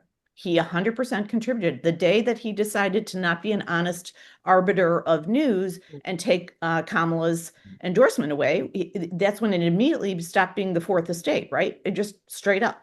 So now fast forward another year and a quarter, here we are where all of a sudden that has to be a big money maker, and it's not. So in the overall scheme of things, newspapers haven't made money in 20 years. They just haven't.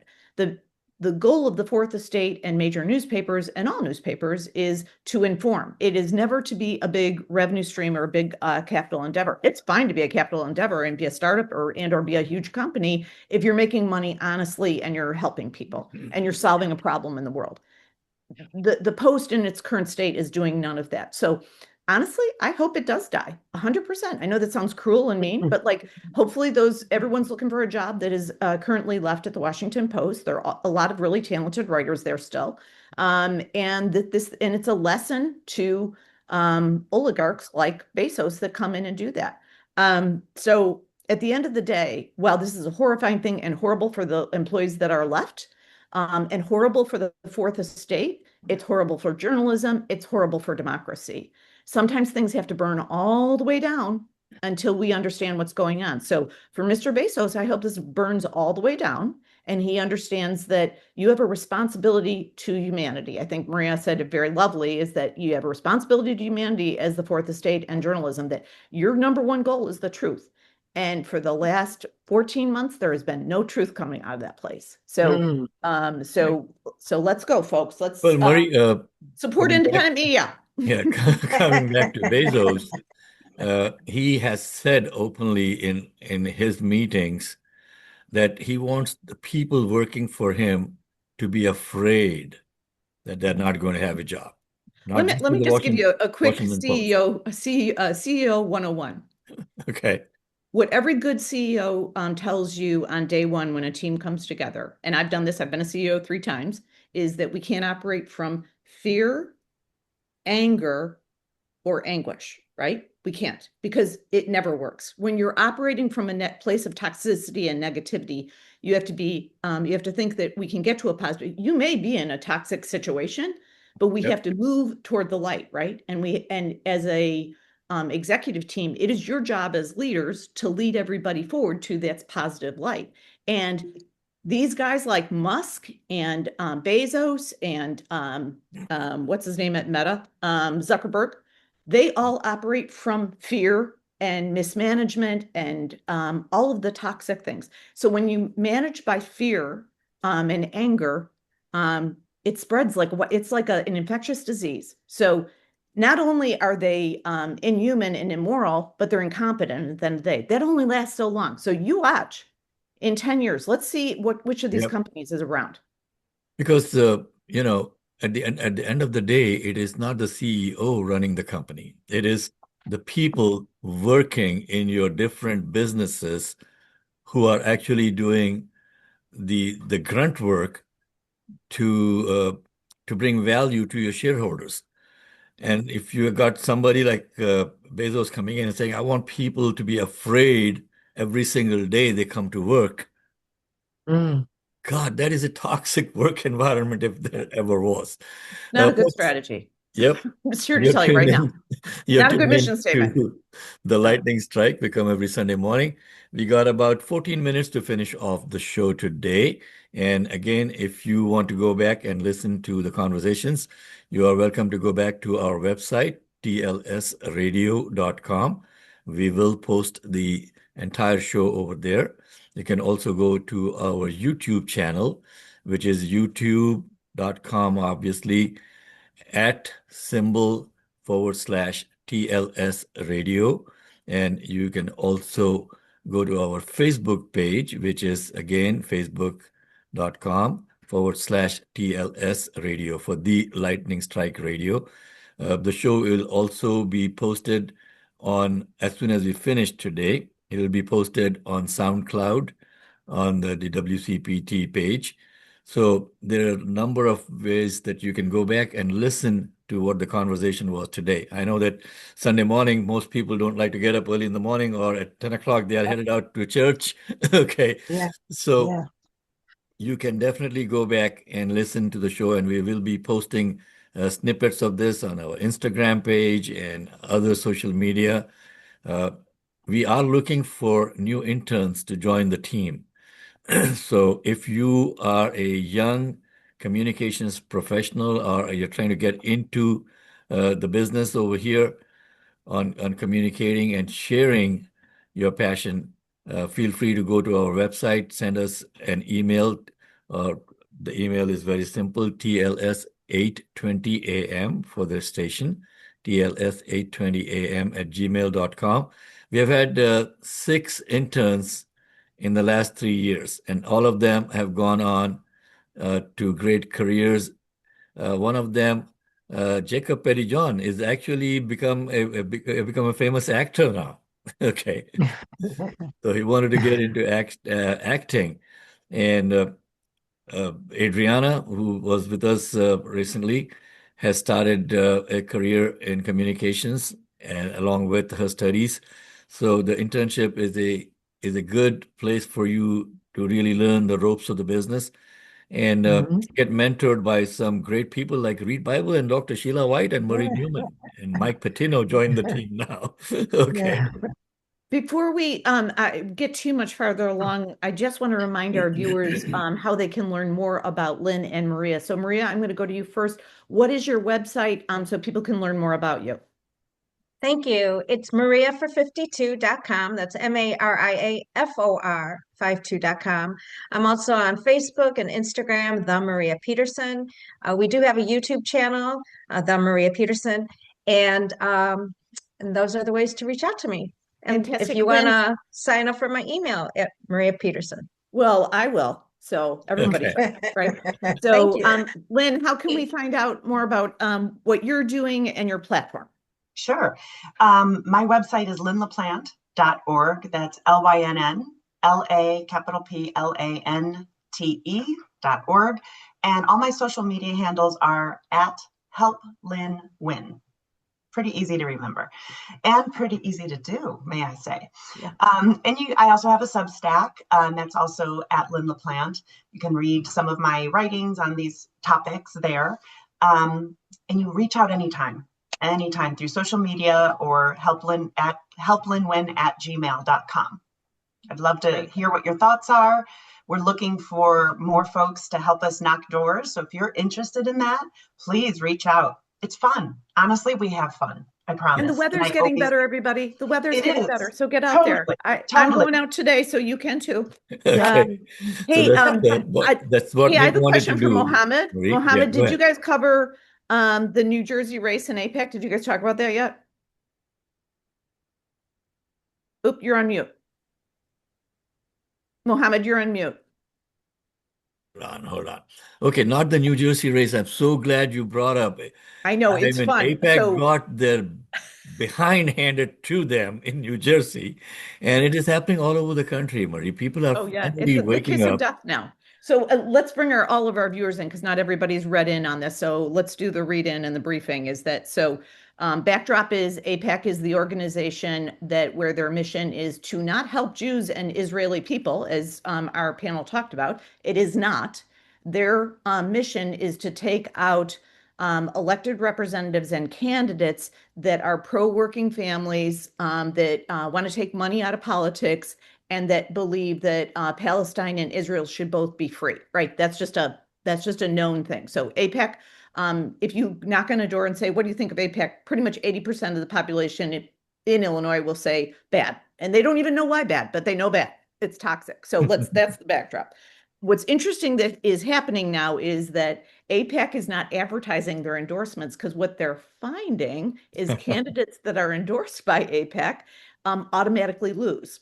And we put a real data point on that on this past week in the New Jersey special election because the people that were in this race, there was a full APEC candidate. She came in third. Then there was a second place candidate who actually was already in Congress. His name is Tom Malinowski, who was kind of squishy. He never could make up his mind if he was 100% pro-Israel or in the middle or, it was always undefined. So APEC actually went after Tom Malinowski negatively because he was squishy and full-throatedly endorsed the third candidate. She's the former lieutenant governor in New Jersey. What happened was it backfired in the most explosive way possible. The candidate they called was going to be the dark horse candidate is now winning. I don't know if they've declared her fully, but she's like 500 votes ahead of all of them. So the funny learning there is that if you are an APEC endorsed candidate or APEC is swooping in to be a super PAC, you're pretty much going to lose your race. So this is what's happening in Illinois, folks. This is why it's very analogous. So there are 5 big races that are being affected by APEC right now. So in the U.S. Senate race to replace Dick Durbin, there has been a APEC backed and run. There's one. It's called Electing Chicago Women. Swooped in and is probably going to spend about $10 million in the Senate race for Juliana Stratton. That doesn't mean Juliana is good, bad, or indifferent. I'm just saying who they're supporting in this race. So interestingly, we'll see how the impact is there. If Juliana doesn't win, it will again say that APEC was defeated and they were the kiss of death. So I'm just saying that I'm giving you the facts. In Illinois, too, they're doing the same thing. They're supporting Donna Miller, who is APEC endorsed and the darling of APEC. And we'll see if she wins or not. If she doesn't win, that again will prove that APEC is the kiss of death.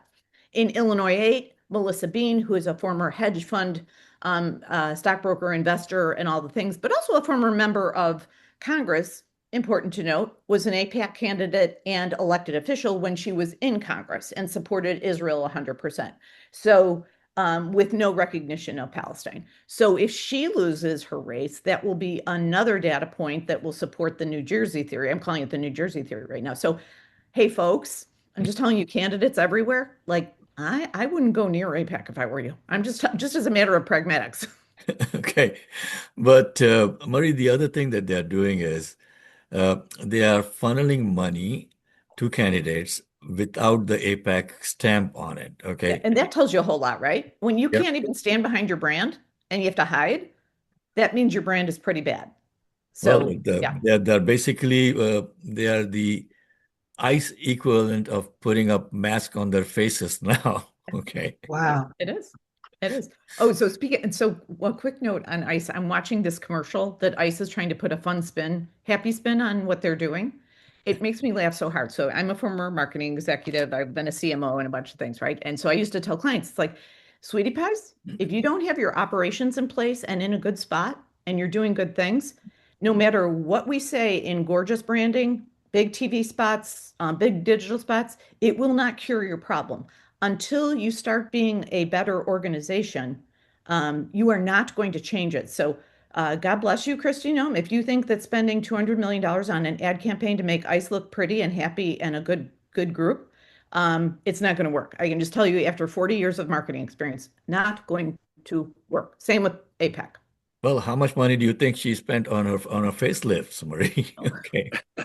I can't even gander. I'm so bad at understanding that whole like plastic surgery thing. Like I Okay. can't even gander on that. Okay, so the before and after pictures are so interesting when Yeah. you look at the crusty gnome. I call her crusty gnome, not Christy Oh gnome. my goodness. Okay, and the gnome is GNOME. Okay. Oh my gosh. Okay, so it's 4 minutes to the end of the show, folks. You have been listening to the Lightning Strike on WCPT 820 AM. We come every Sunday morning, 8 to 10 a.m., and we have a lot of fun, and there's a lot of education that we share with you. Reed was talking about the Constitution, which our president does not seem to understand, that there is a document called the Constitution that we are all supposed to pay homage to. And Reed, you want to go back and kind of really do a 30-second recap on the important thing that you brought up this morning? Well, the important thing is that we do have federalism in this country. It was fundamental principles behind our Constitution. What does it mean? Federalism means we have a central government that has certain enumerated powers, and then we have a series of 50 plus other mini governments that are supposed to work in cooperation with one another. And these mini governments, states' rights, they have their own forums or their own sphere of influence that they can basically pass the laws that affect only the residents of their states for the most part.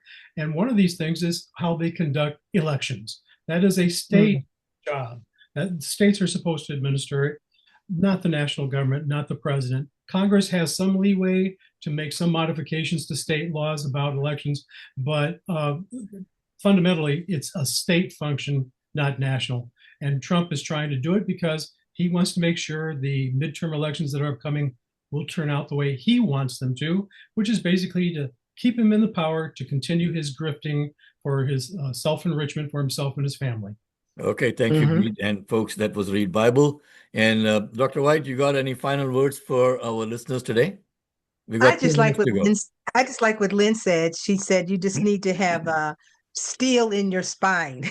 I think that's what America is going to have is a different type of spine. I'm so happy where the candidates, it's a breath of fresh air. They're coming out with transparency. They're ready to fight. They're ready to go in that ring and have a voice on day one. And so it's so good to hear all of the candidates that we've had on. Marie was awesome. She brought it.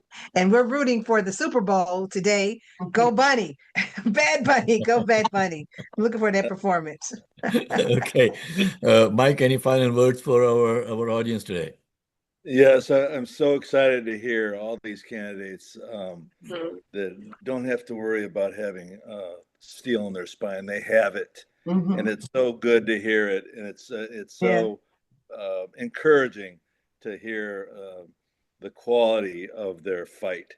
And please continue it. I'll be there to back you up 100%. Anytime you need me, just let me know, please. I'll be out there. Thank you. Okay, folks, and let's give 30 seconds each to Lynn LaPlante and Maria Peterson. Marie Newman had to go jump on an international panel, so she just left us a few seconds back. Lynn, we got about 15 seconds for each one of you. Great. Please, everyone, come up with your plan to vote. Vote early, just like Dr. White said. You got to make your plan to vote early. If you're voting by mail, get it in there. These primaries are the only chance we have of altering the direction of the Democratic Party. You have to be engaged. I can't stress enough, contested primaries are fantastically healthy for democracy. Make your choice carefully. It's about policy. It's not personal. It's policy. Everyone remember that. We are on the edge of a precipice. Choose carefully which direction you go. Democracy hangs in the balance. Please, again, thank you. Thank you so much. Maria, final word from you, and we are at the end of our hour now. Thank you. So it's Maria Peterson, mariafor52.com. We could use all the hands on board. As Lynn said, these primaries are good for democracy. It gets our names out. It makes people work. It wakes people up to know who we are. I am not afraid of running against giants. I did so in 2022. I did it in 24. And we have worked this district door by door, earning the respect and honor of every person's vote. I am running to ensure that we have authenticity, integrity, ethics. As an attorney who served it with the U.S. Department of Labor, ethics is high on my priority. You will not see me compromise my integrity for my own benefit. I am doing everything for the service of the people in this community. Thank you. Awesome. Thank you so much, folks, for listening in. We'll be back on the air again, same time, same place, next Sunday. Do tune in and do enjoy the Super Bowl performance of Bad Bunny, which our president does not seem to like. Thank you. Have a good week, Chicago. Bye. Take care.